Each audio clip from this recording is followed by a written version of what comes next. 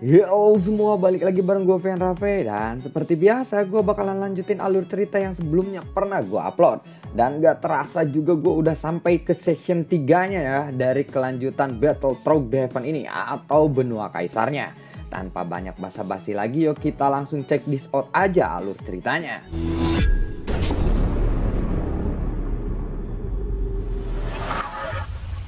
Di episode sebelumnya, Xiaoyan yang telah tiba di markas klan Yao. Saat ini kepala klan Yao lalu bertemu dengan Xiaoyan. Dan Zenny pun berhasil menyusul Xiaoyan karena dia merasakan ada bahaya kepada Xiaoyan. Lalu kepala klan Yao berkata, apakah benar dia adalah Xiaoyan? Tanya dari kepala klan Yao itu. Zenny lalu menjawab, ya dia adalah Xiaoyan, sekutu Sangmen, ucap dari Zenny. Kepala klan lalu terkejut mendengar itu. Kepala klan lalu berkata, ternyata dia memang adalah Xiaoyan. Tetapi Nona Zenny juga salah paham kali ini. Aku memang tidak bermaksud untuk membunuhnya.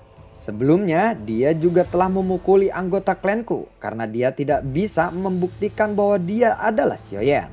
Begini saja, apakah ada sesuatu yang Nona Zenny inginkan? Tanya dari kepala klan Yao itu. Saat Zenny akan menjawabnya, sebuah telapak tangan menyentuh pundaknya dari belakang. Ternyata itu adalah Xiaoyan yang masih terluka. Xiaoyan masih terluka perlahan berjalan ke depan. Xiaoyan lalu berkata, aku tidak akan memiliki dendam dengan klan Yao. Itu hanya salah paham saja, ucap dari Xiaoyan. Kepala klan Yao lalu melambaikan tangannya. Beberapa ramuan merah pun terbang ke arah Xiaoyan.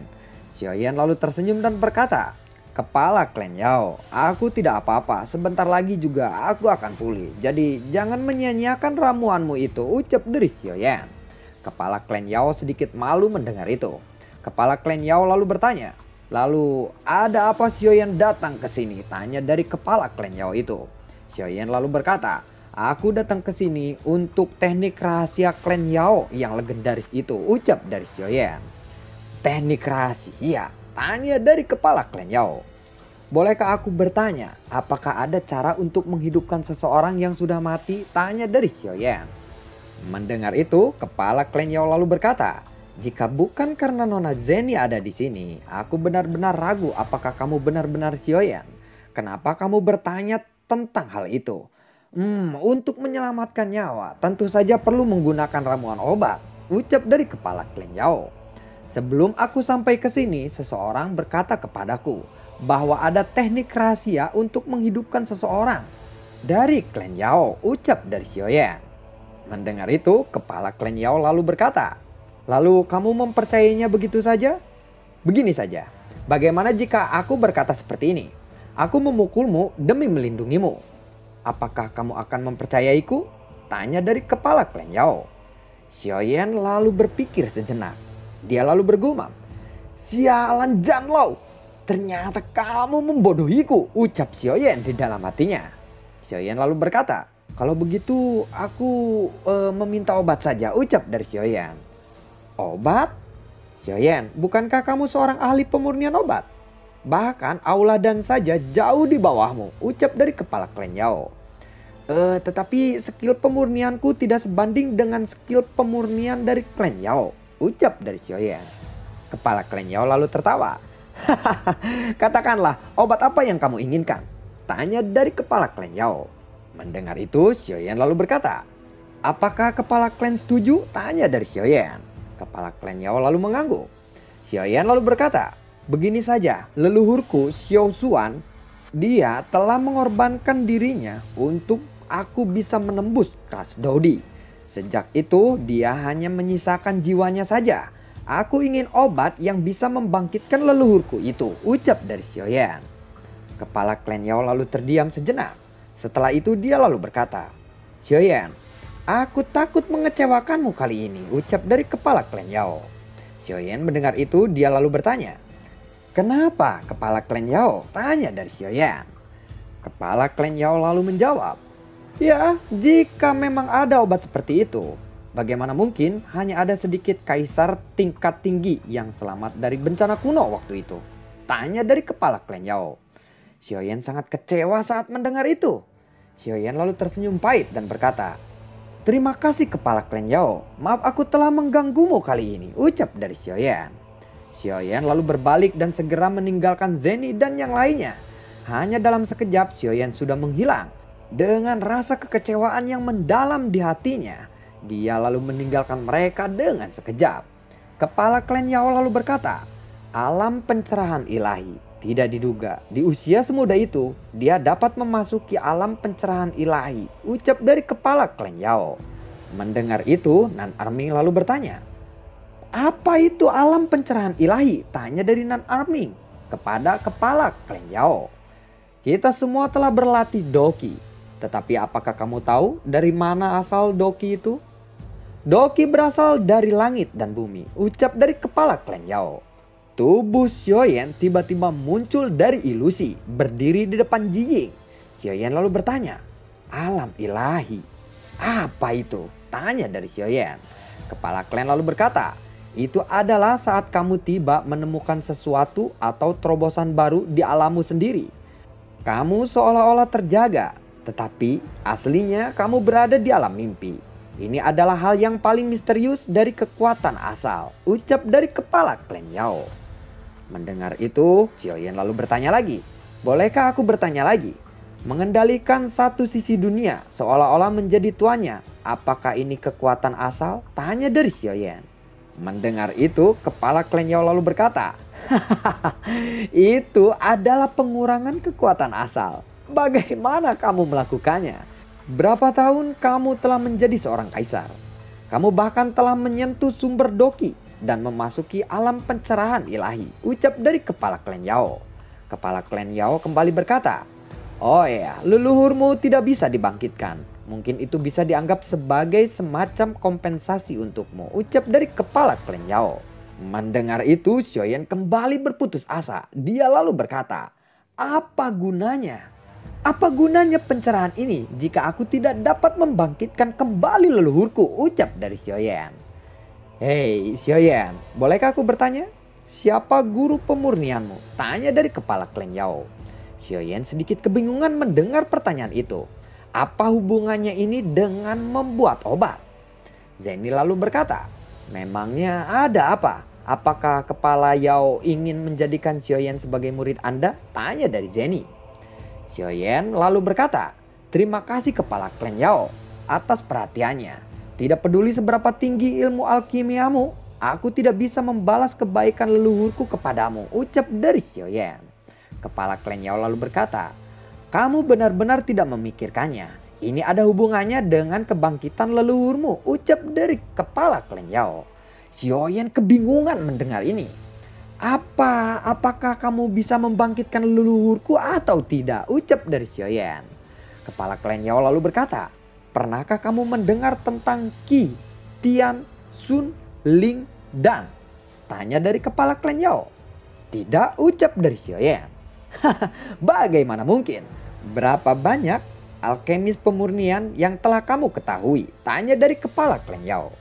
Xiaoyan lalu menggelengkan kepalanya dan berkata, tingkat alkimiaku sendiri masih terlalu rendah. Hanya ada di kelas kaisar bintang 6, ucap dari Xiaoyan.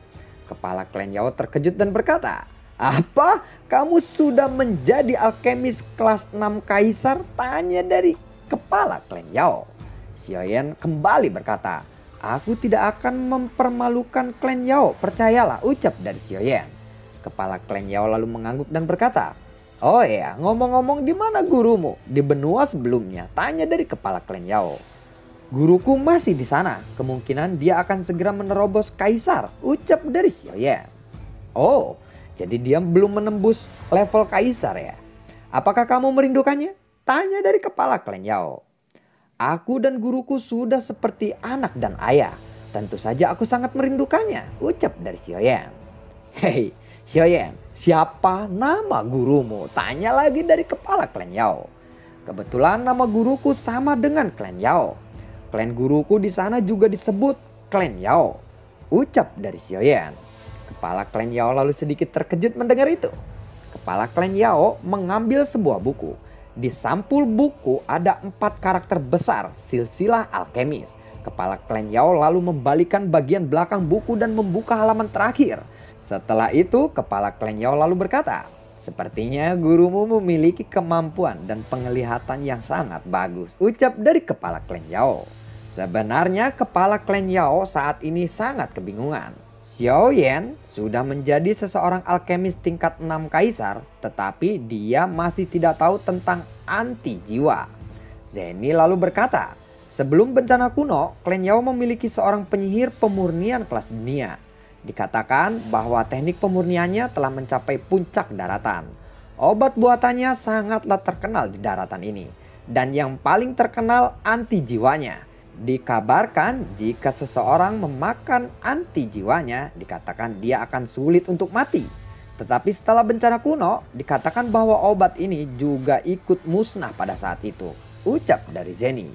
Kepala klan Yao lalu berkata, "Sayangnya resep obat itu tidak diturunkan.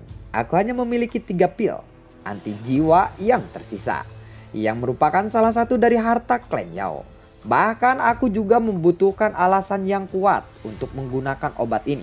Jika tidak, maka akan sulit untuk menjelaskannya kepada para tetua klan Yao," ucap dari kepala klan Yao itu. Tidak heran kepala klan Yao ini ingin menerima Xiao Yan sebagai muridnya. Ternyata karena alasan ini, mendengar penjelasan kepala klan Yao yang sangat membingungkan, Xiao Yan lalu merasa penasaran. Dia akhirnya berkata, "Baiklah kalau begitu, aku bersedia menjadi muridmu," ucap dari Xiao Yan. Setelah itu Xiao Yan lalu menunjuk ke nama Yalau di buku itu. Semua orang terkejut saat melihat itu. Kepala klan Yao lalu berkata, "Xiao Yan, kamu datang ke benua kaisar. Orang-orang Xiao datang menyambutmu bukan?" tanya dari kepala klan Yao. Xiao Yan lalu mengangguk. Kepala klan Yao kembali berkata, "Benua kaisar adalah tempat tertinggi dari benua di bawahnya. Cabang-cabang dari berbagai ras tersebar di penjuru benua ini. Setelah menerobos Daudi, mereka akan datang ke benua kaisar ini. Bisa dibilang tempat ini adalah tempat asal. Tapi metode untuk merasakan cabang-cabang yang berbeda, hanya cabang-cabang klan yang ditunjukkan dalam silsilah keluarga yang bisa merasakannya. Ketika anggota klanmu dipromosikan menjadi Dozeng, itu dapat ditampilkan dalam silsilah, tetapi warnanya lebih gelap.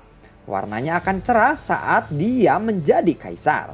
Dan klan Yaoku akan mengirim seseorang untuk menjemputnya," ucap dari kepala klan Yao. Xiao Yan terkejut mendengar penjelasan dari kepala klan Yao ini. Kepala klan Yao lalu berkata lagi, "Untuk sementara aku akan menerimamu sebagai muridku. Ketika nanti gurumu sampai di sini, aku akan mentransfermu lagi kepadanya.